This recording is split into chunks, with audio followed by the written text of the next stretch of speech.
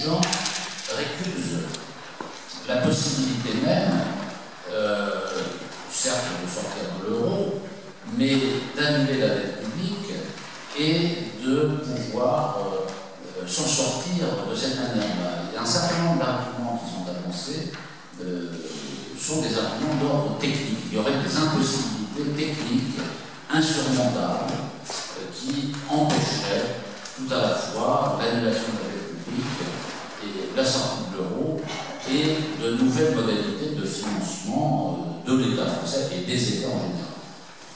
C'est donc sur le plan technique qu'il faut intervenir pour maîtriser, pour comprendre un certain nombre de mécanismes qui ne sont pas très compliqués à comprendre, mais encore faut-il que l'on puisse les exposer, les détailler, les expliquer de manière à mettre tout le monde à l'aise face à ces problèmes. Alors, d'abord, il y a un premier point sur lequel il faut s'expliquer, c'est les raisons.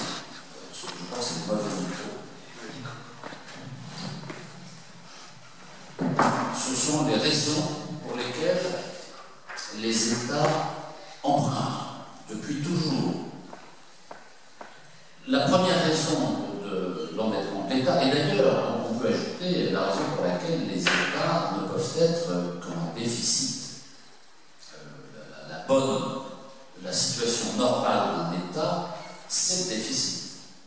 Et j'ajouterais que c'est également la situation normale d'une entreprise.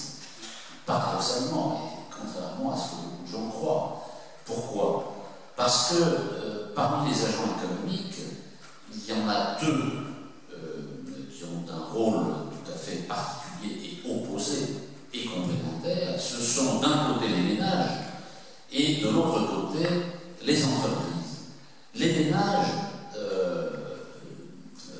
sont en excédent d'épargne, en moyenne évidemment, puisqu'il y a hélas trop nombreux ménages qui sont eux endettés. Mais en moyenne, les ménages ont un excédent d'épargne. La France est d'ailleurs un des pays dans lequel le taux d'épargne est le plus élevé au monde. Il montre toujours entre 15 et 17% du revenu des ménages. Quand les ménages perçoivent leur salaire, leur revenu généralement, ils affectent une partie de ce revenu à leur consommation, de toutes sortes, et la partie restante à l'épargne. Épargne qui peut être une épargne d'investissement pour le logement, ou des grosses réparations, ou une épargne financière, ou par exemple l'achat d'actions, l'achat de titres financiers. Il y a donc structurellement une catégorie d'agents économiques qui sont en excédent structurel d'épargne. À l'autre pôle, il y a les entreprises qui, elles, sont en déficit structurel d'épargne. Pourquoi? Parce que les entreprises ont besoin d'investir pour développer leur activité, normalement. Et l'investissement, en règle générale, en moyenne, le montant des investissements nécessaires aux entreprises ne peut pas être trouvé dans le résultat de l'année. Le montant des investissements dépasse ce que l'entreprise peut autofinancer en général, à partir soit du résultat de l'année, soit en ajoutant des réserves. Donc, structurellement, les entreprises ont besoin de faire appel à l'épargne des ménages.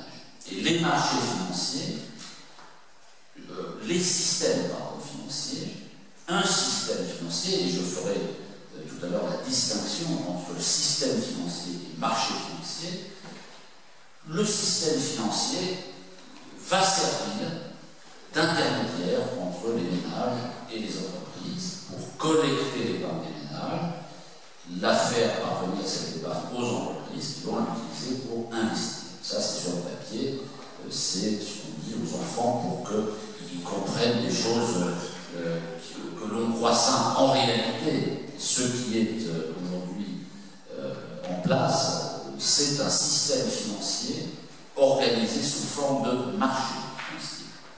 Autrement dit, quelle que soit la société dans laquelle il y a une monnaie, bien sûr, je pense que il y aura de la monnaie encore pendant quelques temps. Tant qu'il y a de la monnaie, eh bien, des échanges monétaires, il faut qu'il y ait cette circulation d'épargne des ménages vers les entreprises. Le marché financier est un système financier particulier qui fonctionne sur la base de relations marchandes. Alors qu'il est possible d'avoir un système financier qui ne soit pas dominé par les marchés financiers, par les activités marchandes des différents intermédiaires.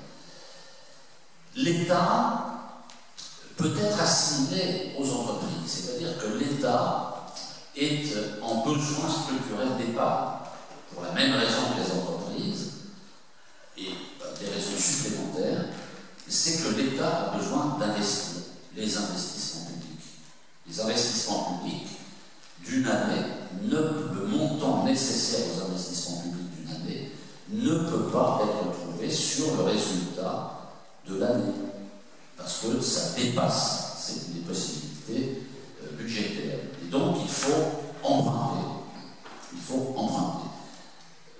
La première raison, donc, de l'emprunt pour les entreprises et pour l'État, c'est le besoin d'investissement.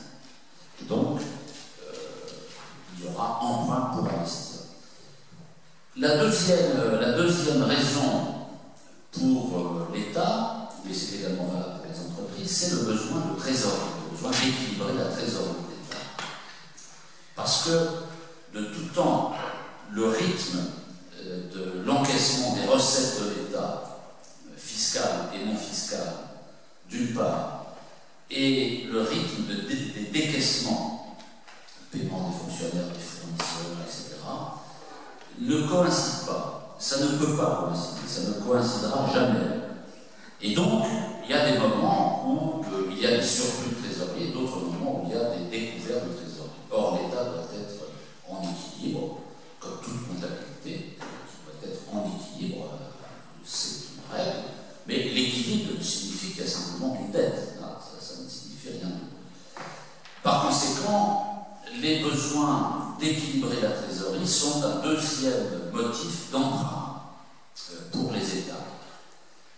Troisième motif d'emprunt, pour l'instant on ne discute pas la nature de ces emprunts, on reste sur le principe de l'emprunt, ce sont les guerres.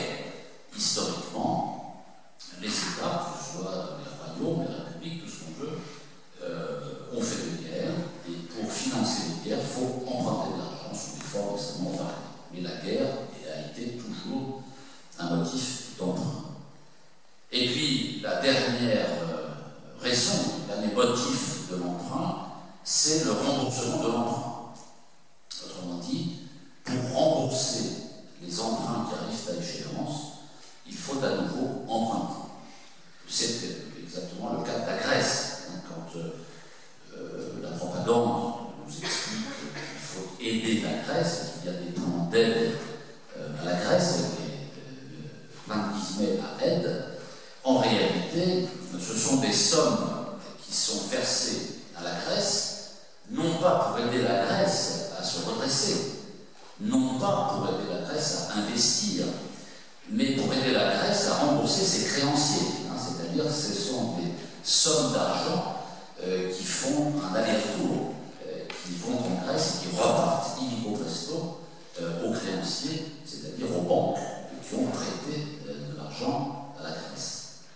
Donc voilà les raisons pour lesquelles les États empruntent, et ces raisons sont tout à fait cohérentes, permanentes, et il n'y a pas à s'offusquer de tout cela. Alors quelques éléments sur l'histoire des emprunts d'État avant les marchés financiers, parce que, bizarrement, beaucoup de gens pensent ou ont l'impression que les marchés financiers ont toujours existé. Et par conséquent, on ne les interroge plus, et par conséquent, on pense que c'est quasi naturel, quasi inhérent au système économique.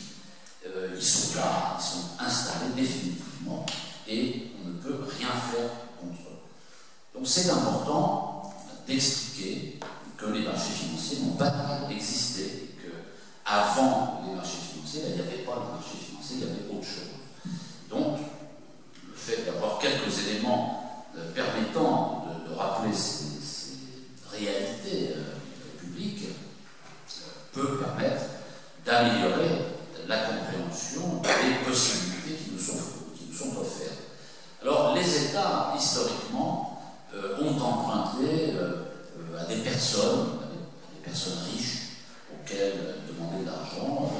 Ces personnes riches leur prêtaient de l'argent que les États remboursaient plus ou moins, mais bon, c'est comme ça que ça se passait. Et puis, quand il y a eu la structuration, la mise en place des banques, de quasi-banques, ces banques sont venues aussi prêter, dans certaines conditions, de l'argent aux États. Mais tout ceci relève du crédit bancaire, ne relève pas des marchés financiers.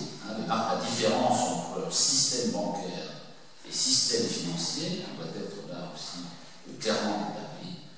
Le système bancaire relève du crédit, c'est l'activité de crédit classique. Le système financier relève du commerce des titres, les actions et les obligations principalement. Donc, ce sont deux domaines qui ont été séparés au moment du Glass-Steagall Act, le fameux Glass-Steagall Act, qui est une loi américaine qui date de New Deal de 1933, où justement une des causes de la grande crise de 1929 avait été le mélange des genres, où les banques mélangeaient l'activité de crédit et l'activité de titre. Donc il y a eu cette séparation, cette muraille de Chine, comme on disait, entre l'activité de crédit et l'activité de titre. Tout ceci a été fondu. La libéralisation des marchés financiers a remis en cause cette séparation qui était pourtant indispensable. On en reparle aujourd'hui. On parle à nouveau de la nécessité de séparer nettement l'activité de crédit et l'activité financière de titre, et on verra pourquoi. Donc, personnes riches, banques, première génération de banques, et le système des rentes. J'en ai parlé hier ou avant-hier. Le système des rentes. Alors, la rente, pour un particulier, notamment ceux qui peuvent avoir une assurance vie ou d'autres systèmes de cette nature, pour un particulier, c'est une somme qui est fixée à l'avance et qui va être reçue périodiquement, en pourcentage ou en montant. Mais en finance, la rente va démarrer sous François Ier, c'est le premier qui va émettre ce que l'on appelait à l'époque la rente perpétuelle. Alors les rentes, il y a des rentes temporaires. La rente temporaire, c'est une rente qui a une limitation de durée. Il y a des rentes viagères, c'est-à-dire le temps que l'on est en vie. Et il y a des rentes perpétuelles. La rente perpétuelle signifie qu'on ne rembourse pas le capital. Le capital n'est jamais remboursé. Alors aujourd'hui, ça ferait bondir, ça ferait bondir les gens, puisque par définition, un prêt consiste à donc remettre une somme et à percevoir un intérêt pendant la durée du prêt, et à la fin du prêt, récupérer la somme que l'on a prêtée. Ce n'est pas du tout le système de la rente perpétuelle. La rente perpétuelle ne rembourse pas le capital, mais il y a un intérêt. Il y a un intérêt qui est versé à celui qui a une rente. D'ailleurs, je citais la littérature, mais c'est vrai que dans la littérature du XVIIIe, du XIXe siècle, la rente est omniprésente. Et on voit les gouvernements, le roi, qui va accorder une rente à quelqu'un qui a fait quelque chose avant la Légion d'honneur, va donner une rente perpétuelle. Et donc la rente perpétuelle, elle est émise, c'est un emprunt émis par l'État, donc, qui s'adresse aux particuliers, et les particuliers vont donc prêter de l'argent sans jamais revoir leur capital. Ils ne touchent que de l'intérêt indéfiniment.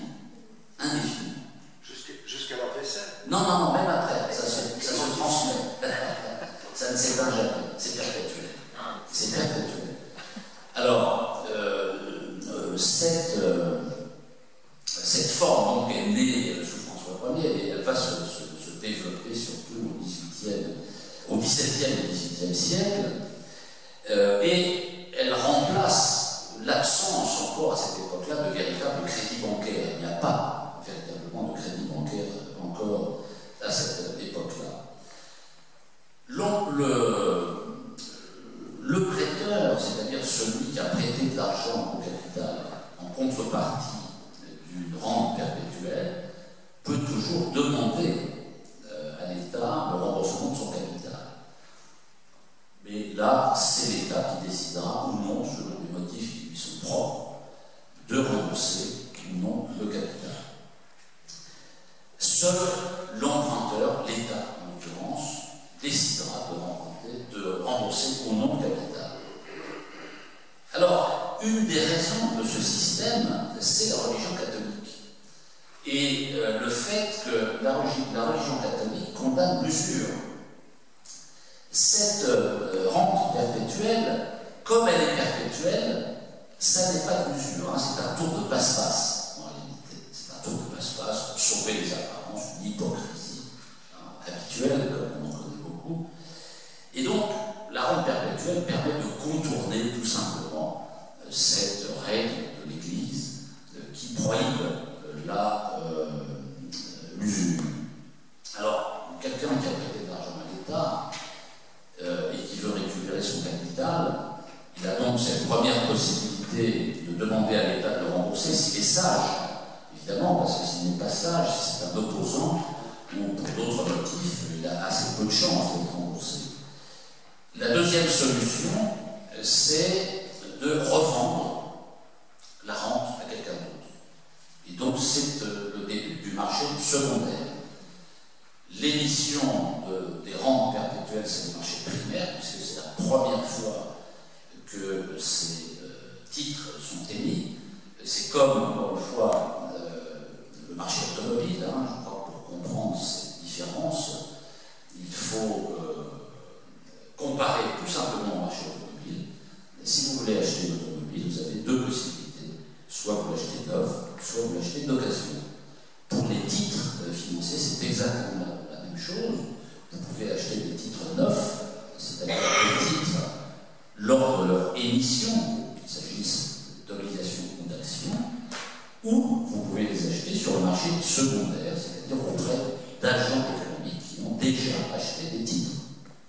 Donc, si vous avez une rente et que vous avez besoin d'argent, là vous êtes collé, comme on dit, il va falloir trouver quelqu'un qui veuille bien acheter votre rente, c'est-à-dire vous rembourser tout ou partie du capital, parce qu'il s'agit du capital. Et la personne qui va vous acheter votre rente, eh bien, touchera un intérêt annuel associé à la rente. Alors, comment ça se fait à l'époque? Il n'y a pas véritablement de marché organisé, encore que assez vite, il va y avoir une cotation, c'est-à-dire que les rentes vont être cotées. Cotées, ça veut dire qu'un capital qui vaut 100 à l'émission vaudra 2 ans, 5 ans, 10 ans, 20 ans après, 120 ou 80. Ça va fluctuer. Et donc, en fonction du cours auquel s'échangent les rentes, vous allez vendre votre rente à un prix, c'est-à-dire vous allez récupérer, si vous avez prêté 100 à l'État, vous allez récupérer peut-être 80, peut-être 120, selon les conditions du marché économique, bien qu'il ne s'agisse pas encore tout à fait d'un marché véritablement organisé. Alors, donc voilà comment ça s'appelle. Les intérêts, à l'époque, s'appellent des arrérages. Les arrérages ou quartiers qui sont versés par trimestre. Ils sont versés par trimestre. Aujourd'hui, les intérêts sont versés annuellement. Alors, donc je vous disais que la première émission d'emprunt perpétuel est faite par François Ier. Ça disparaît un petit peu, puis ça réapparaît après la Révolution française. Et ça va durer assez longtemps, cette affaire-là, puisque jusqu'à la Troisième République, on va connaître la rente perpétuelle. Ce n'est pas une caractéristique propre à la France, il existe le même mécanisme dans la plupart des autres pays. Et également un marché secondaire qui s'organise petit à petit comme un marché avec une cotation, etc. parce qu'il ne faut jamais oublier la politique, même si on fait de la technique. Les conditions politiques les conditions techniques sont déterminées par les objectifs politiques. L'avantage politique de la rente, c'est que ça oblige le rentier à soutenir le pouvoir. Parce que si le rentier soutient les opposants au pouvoir qui préconisent l'annulation de la rente ou l'écrêtement des rentes, leur diminution, leur suppression, eh bien, le rentier est ruiné. Donc la rente a cet intérêt politique qui est d'associer finalement, de créer de force le rentier au maintien de l'ordre en place. Et c'est d'ailleurs ce qu'avait compris Bismarck, parce que dans le système bismarckien des retraites,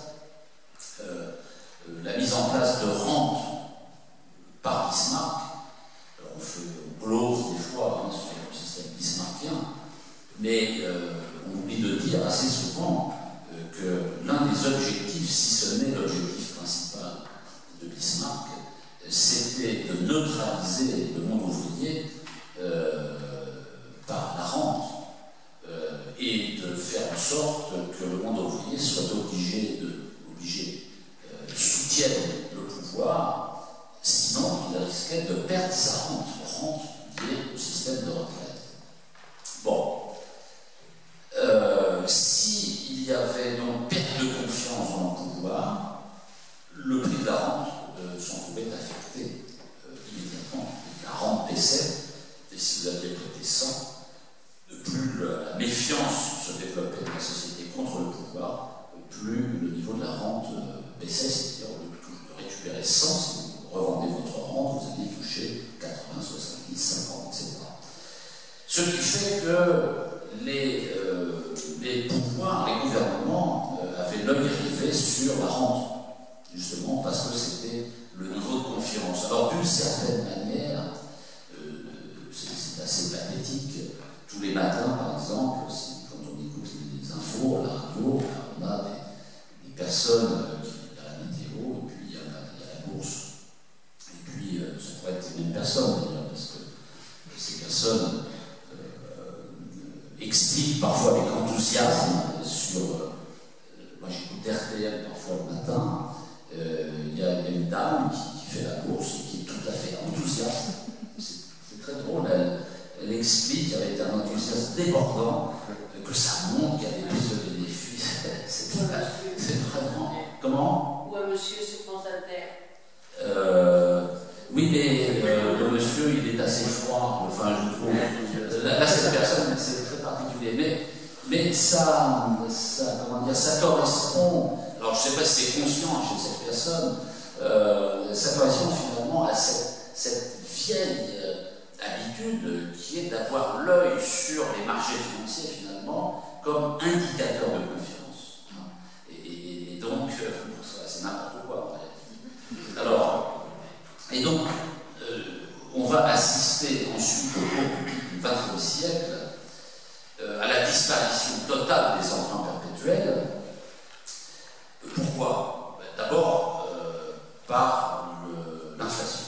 L'inflation va apparaître ou réapparaître à certains moments, mais dans des conditions assez sévères, dans certains pays, à certaines époques, et inflation et instabilité financière. Et souvent ça va de pair, ce qui fait que à partir de la Première Guerre mondiale et ensuite après la Grande Dépression américaine des années 20, 1929, la rente va perdre de son attrait parce qu'évidemment quand il y a de l'inflation et que vous avez une rente dont le taux d'intérêt a été normalisé à 3%, vous perdez, c'est tout. L'inflation ronge votre rendement, votre intérêt. La rente était indexée sur l'or pendant toute une période, ou d'autres métaux précieux, et donc l'instabilité financière qui va faire bouger le prix des métaux précieux sous-jacents va contribuer également à éliminer, à affaiblir l'intérêt de cette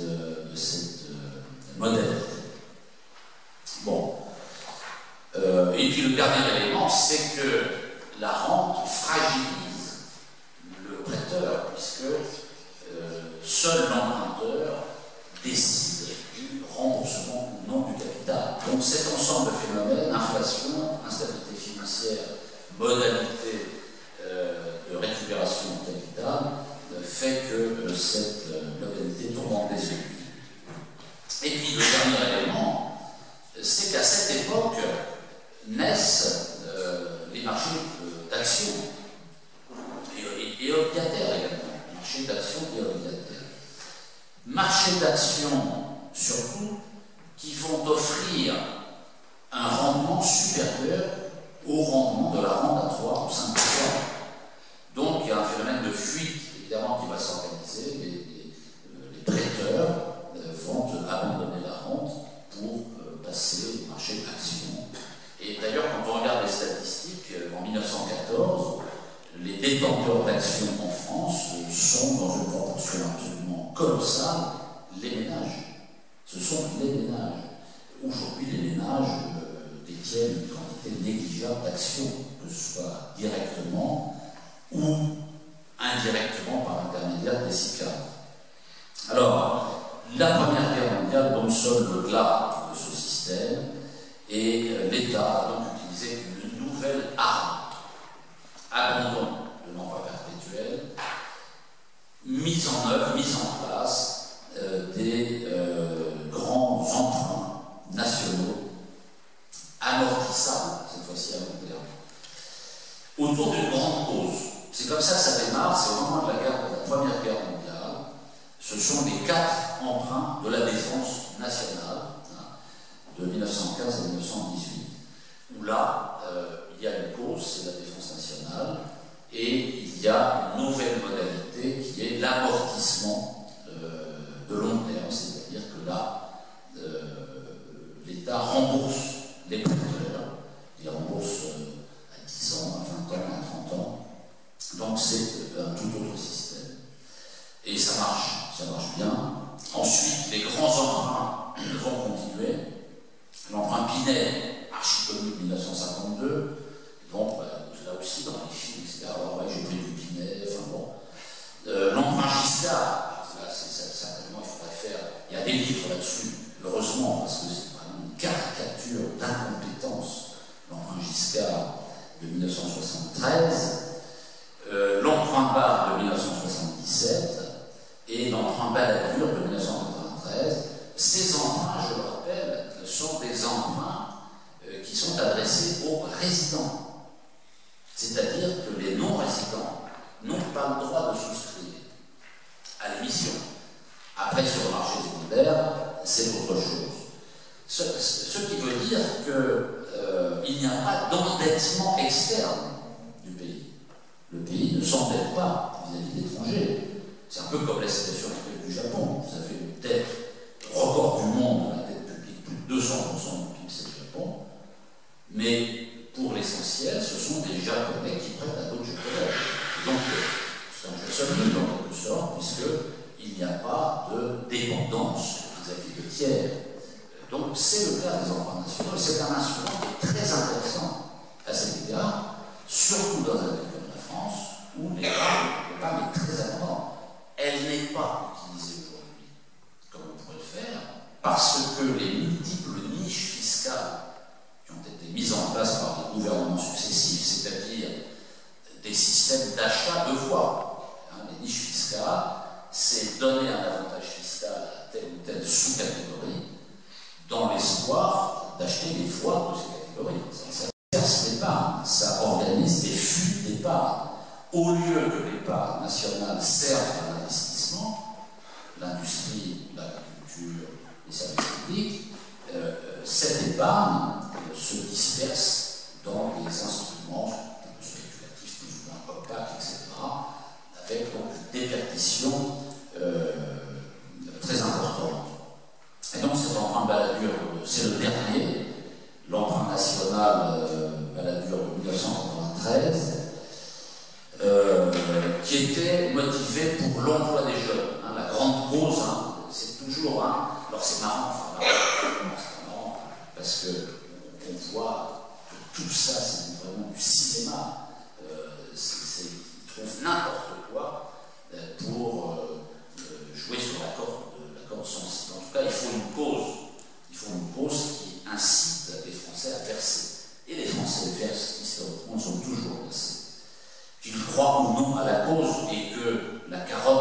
soit plus ou moins importante, mais ils versent quand même, ils sont généreux.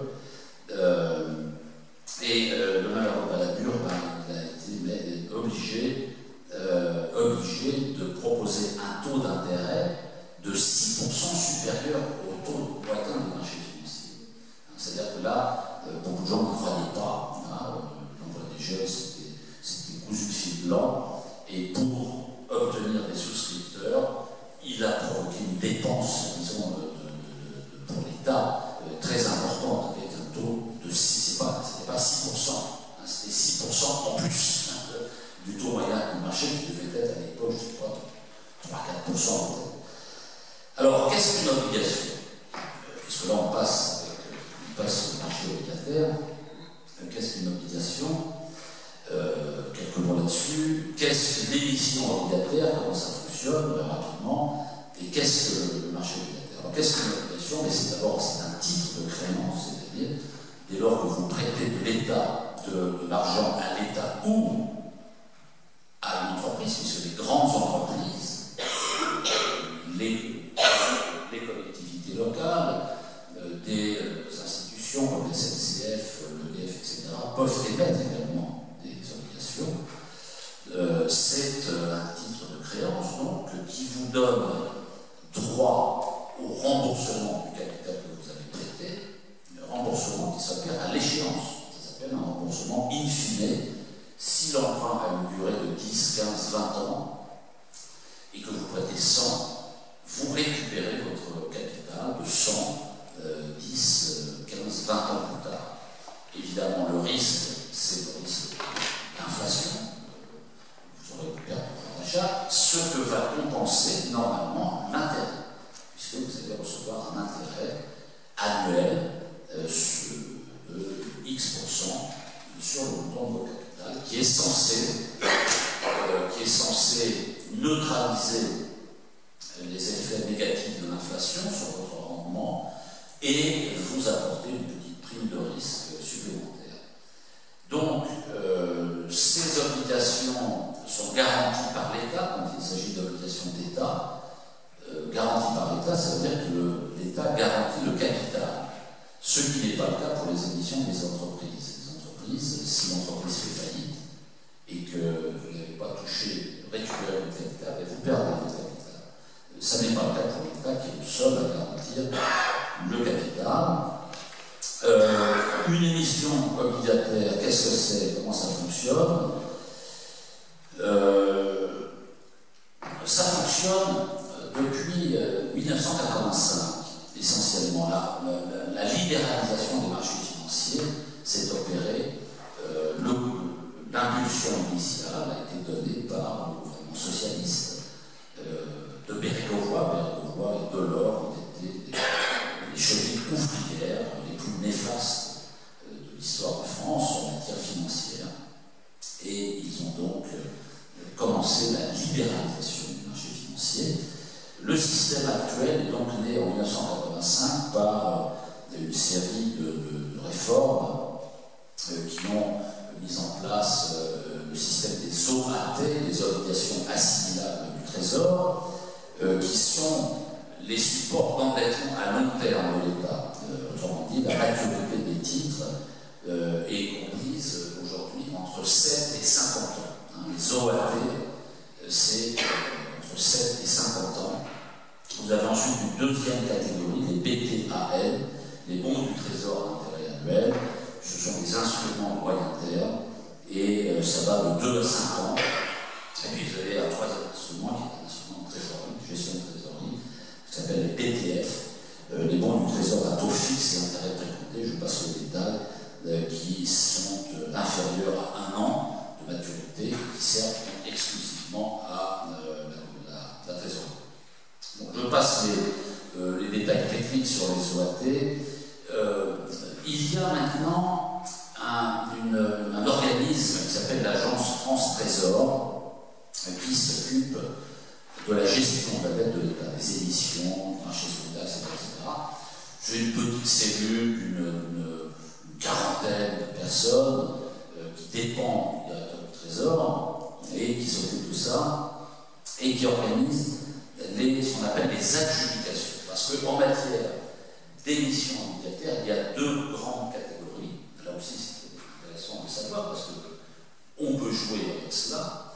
Il y a ce qu'on appelle la syndication bancaire, un système qui n'est pas tout à fait un système de marché. C'est ça que j'attirais votre attention tout à l'heure sur la distinction à faire entre système financier et marché financier. Il y a toujours besoin d'un système financier, mais il n'y a pas besoin d'un marché financier. Et donc, la syndication bancaire est un système dans lequel l'État va mobiliser des banques et il va émettre une obligation pour ces banques. C'est-à-dire qu'il va demander à ces banques de lui prêter de l'argent de façon plus ou moins sympathique, dans le sens où ça peut être le couteau sous la gorge, en disant tu me prêtes, voilà, tu n'as pas le choix, tu prêtes. Et c'est l'emprunt forcé, on appelle ça l'emprunt forcé, les banques sont obligées de prêter. Sinon, la syndication se fait sur une base volontaire, mais c'est l'État qui fixe le montant, les taux d'intérêt et la maturité des titres. Et donc, ça n'est pas un système de marché, dans le sens où il n'y a pas un prix d'équilibre résultant des mécanismes de l'offre et de la demande, c'est l'État qui fixe l'ensemble des conditions. Et les banques vont acheter, vont avaler, comme on dit, on leur fait avaler les titres, que ça leur plaise ou que ça ne leur plaise pas. Ça, c'est la première modalité qui est tombée en désuétude, évidemment, puisque c'est trop brutal pour les banquiers qui sont des personnes fragiles, vous savez, et que cette façon de faire, finalement, décoiffe. Donc, on est passé à un deuxième système qui est l'adjudication. Alors, l'adjudication, toutes les semaines, l'État emprunte le lundi, le jeudi, ça dépend des titres, à une heure fixe, avec une modalité hyper précise, et l'État emprunte environ 8 milliards d'euros par semaine, en moyenne, selon des maturités différentes, et ce qui a lieu, là ça ne se passe de manière souvent, c'est que c'est une adjudication qu'on appelle à la hollandaise. Le malheureux Hollande n'a rien à voir avec ça, évidemment, mais c'est une technique qui est la suivante. Les banques qui veulent prêter, l'État donne des paramètres, l'État donne une fourchette de prix.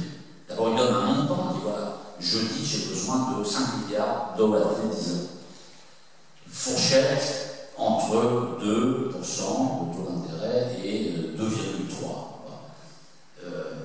Les banques qui sont intéressées vont faire des propositions à la Banque de France. C'est la Banque de France qui gère une sorte de cahier où sont notées les offres. Ensuite, la Banque de France dépouille les offres et fait un classement par taux d'intérêt proposé, et en commençant évidemment par les taux proposés les plus élevés. Et c'est envoyé à l'agence France Trésor qui va servir les banques qui proposent le taux d'intérêt le plus élevé, le moins élevé, d'accord, puisque ça représente une somme moins importante pour l'État, évidemment. La hiérarchie, c'est, je me suis trompé, on commence par les taux les moins élevés, évidemment. Et donc, l'État va servir les banques qui proposent le taux les moins élevés, puisque pour l'État, c'est une dépense moins importante, avec le volume demandé par les banques, ainsi de suite, et puis certains ne seront pas ça. Donc voilà, ça marche de manière assez efficace. Et d'ailleurs, il y a quelques petits systèmes informatiques, il y en a deux, il y a Telstat, qui n'est pas très connu, mais il y a surtout Swift, qui est très connu, puisque c'est le système des banques. Quand on s'interroge sur la manière de perturber les marchés financiers, je dirais qu'il suffit de déboucher la prise. C'est-à-dire que dès lors que l'on coupe Telstat et Swift, toutes les communications, toutes les transactions sont interrompues. Il n'y en a plus. Donc c'est extrêmement facile de perturber le système uniquement par ce biais. Alors oui, donc je vais terminer cette petite présentation sur le marché obligataire pour dire que ça c'est un autre point qui est important à signaler, ceux qui achètent les titres à l'émission s'appellent les spécialistes en valeur du trésor, les SVT. Le ministère des Finances choisit des banques dont le boulot est d'avoir lequel l'État accorde le monopole de l'achat des titres d'État. Il y a 20 banques. Je vais vous donner les noms, vous allez être peut-être surpris. Il y a 5 banques américaines, il y a Citigroup, Bank of America, Morgan Stanley, JP Morgan, Goldman Sachs. Voilà. 4 françaises, BNP Natixis, Société Générale Crédit Agricole, 3 anglaises, Barclays, HSBC, Royal Bank of Scotland, 2 allemands, Deutsche Bank, Commerzbank, 2 Suisses, Crédit Suisse, UBS, 2 canadiennes, Banque Royale du Canada, Scotiabank, une japonaise, Nomura, une espagnole, Banco Santander. Autrement dit, ce sont les grands spéculateurs, hein, parce que dans les noms là, qui ont été cités, ce sont partie des plus grands spéculateurs du monde, ont été choisis par le Trésor précisément pour acheter les émissions de l'État et ensuite les vendre. Alors qu'est-ce qu'ils font, ces organismes, avec ces titres? Ils font 2 choses.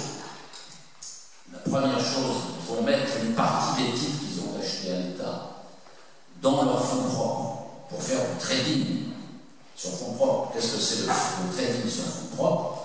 Ce sont des hedge funds à l'intérieur des banques. C'est des domaines hyper spéculatifs qu'il faut d'ailleurs fermer. C'est une des propositions que nous avons déjà faites. Il faut fermer, interdire les opérations de trading sur fonds propres.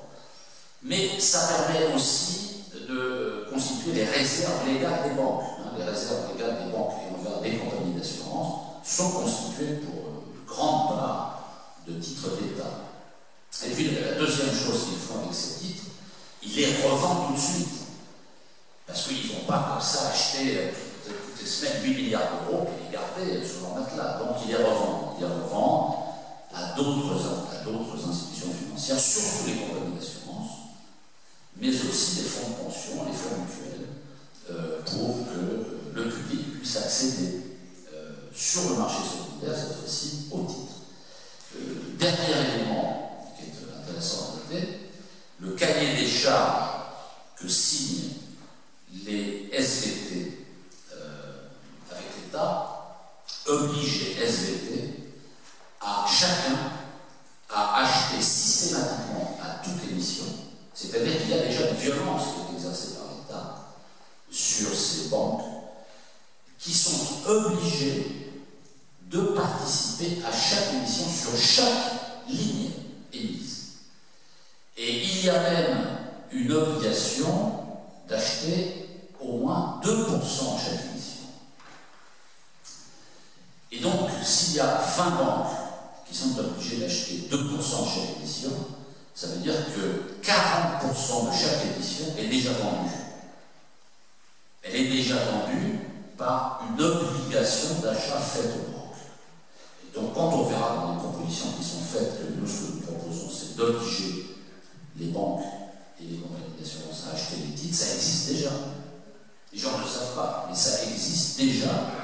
40% du montant des émissions obligataires est obligatoirement acheté par les banques. Voilà, ça, c'est important à le dire parce que beaucoup de gens croient que nous sommes extrêmement violents, que nous proposons des trucs invraisemblables, alors que ça existe déjà, ou ça a existé dans le passé. Donc c'est important de connaître certains éléments de cette époque. Alors, je termine là sur... j'ai une petite fiche, mais peut-être on verra ça plus tard, sur les défauts, puisque là on passe dans les défauts. J'ai une fiche qui montre les défauts des États depuis l'existence de ces États. Donc je la mets de côté, ça pourra peut-être servir. Je termine, conclusion, donc sur la façon d'annuler la dette. Je n'en rentre pas dans le détail sur les causes de la dette, on s'est déjà expliqué, ce n'est pas l'objet. On admet que tout ça est clair et que la dette a été annulée. La dette est annulée, c'est-à-dire que l'État, le gouvernement annonce qu'il ne rembourse plus. Voilà. Ce qui ouvre une période de restructuration restructuration de la dette. L'annulation, ça ne veut pas dire qu'on ne paye que rien. Ça veut dire qu'on arrête les paiements, et seul l'arrêt des paiements permet d'ouvrir une négociation. Parce que si vous n'arrêtez pas les paiements, vous ne pouvez pas négocier. Donc, on arrête les paiements, ce qui permet d'ouvrir des négociations pour restructurer la dette. La restructuration d'une dette, c'est un mécanisme extrêmement classique. Il n'y a rien à inventer.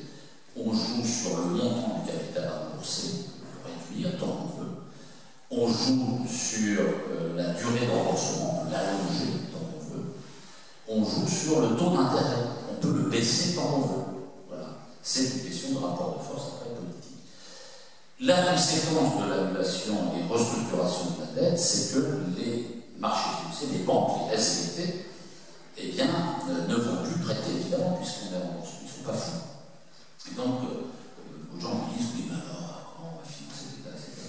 Ben, on finance l'État de trois manières. Un, emprunt forcé auprès des banques, il n'y a plus de SVT.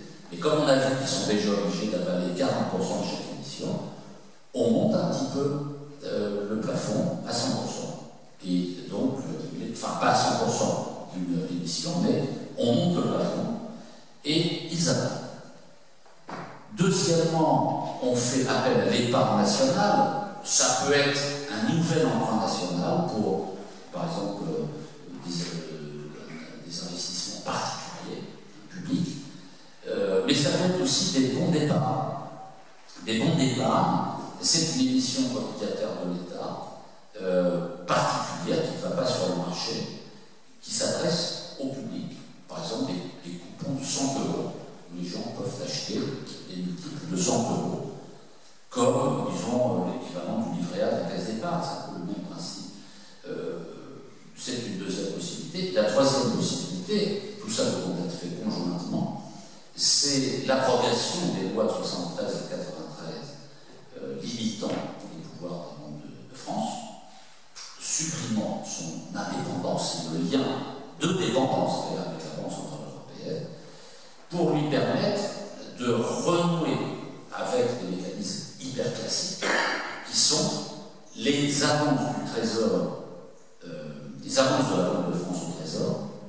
Donc le Trésor avance de l'argent au Trésor, soit sans intérêt, soit avec un intérêt très faible, soit sans remboursement, c'est-à-dire des avances non remboursées. Et dans le cas des avances non remboursables, nous sommes dans un mécanisme de création monétaire pure.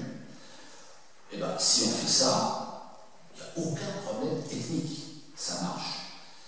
Simplement, pour pouvoir faire ça, et donc d'utiliser ces capacités, cette nouvelle souveraineté monétaire, que la reconquise, pour financer les investissements, pour développer le pays, il faut sortir de l'euro, tout simplement, parce qu'avec l'euro, on ne peut pas faire ça.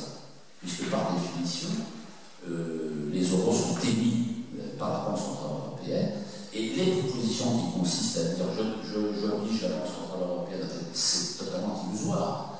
En plus, politiquement, c'est très dangereux parce qu'on va orienter le débat public sur des controverses juridiques dans lesquelles on va s'ensabler. Les uns vont dire vous avez le droit, non, vous n'avez pas le droit. C'est totalement illisible. Donc voilà, quelques éléments. Après, on peut revenir dans le débat technique. La logique générale est celle-là. On ferme le marché obligataire, donc il n'y a plus besoin de faire tout ce que j'ai décrit rapidement. Il n'y a plus d'application, plus de SVT, plus de marché primaire. Il n'y a plus de marché primaire. Ça ne veut pas dire qu'il n'y a plus d'émissions. Il y a encore des émissions d'obligations, obligataires de l'État, mais qui ne sont pas dans le marché obligataire. Elles sont hors marché. Elles sont hors marché, puisqu'elles sont d'une part imposées aux banques, d'autre part proposées aux citoyens. Et on ferme le marché secondaire. Ça aussi, il faut bien comprendre, ça veut dire que ceux qui ont des obligations déjà émises et ceux qui vont acheter des obligations ne pourront pas les revendre à un tiers. Ils ne pourront les revendre qu'à l'émetteur, qu'à l'État. Et là, l'État peut mettre en place des règles, par exemple, ceux qui connaissent savent que l'épargne salariale est bloquée un certain nombre d'années et qu'on ne peut pas récupérer son épargne salariale, sauf en cas de mariage, décès, événement familial, etc. L'État ne peut pas faire grandir. Vos obligations, vous les gardez jusqu'au terme. Si vous avez emprunté à 10 ans, vous récupérez le capital à 10 ans. Si vraiment vous avez besoin d'argent et de récupérer votre capital à long terme, il faut un événement familial. Ou on peut dire c'est porte ouverte. Si vous voulez récupérer votre capital, vous frappez à la porte, c'est-à-dire vous allez dans les bureaux du fisc, enfin du bureau du ministère des Finances sur le plan local, et on vous rembourse et puis on n'en parle plus, les choses sont simples, claires, définitives. Là, l'État peut faire ce qu'il veut et il fera ce qu'il veut en fonction de la sensibilité de l'opinion publique par rapport à ces questions-là. Les banques qui ont avalé les titres, elles, ne peuvent pas l'avoir. Il n'y a plus de marché secondaire. Et le marché secondaire, c'est le marché de la spéculation. On a bien compris que c'est lors de la revente que les opérations spéculatives se développent. Donc là, on a tué la spéculation sur le marché obligataire et on a démantelé un pan des marchés financiers. Quand nous parlons de démantèlement des marchés financiers, là, nous avons démantelé le marché obligataire public d'État. Pour l'instant, les entreprises, c'est autre chose, mais on a démantelé ce marché de manière assez simple. Après, c'est le reste du démantèlement du marché des champs, actions, etc. C'est d'autres choses sur lesquelles on a déjà travaillé, mais là, l'objet de notre réunion, c'est le marché donc, obligataire et la nécessité, comme la possibilité, de le fermer pour avoir un système efficace, simple, qui permet de financer le besoin d'investissement public et de trésorerie d'État de manière efficace. Voilà.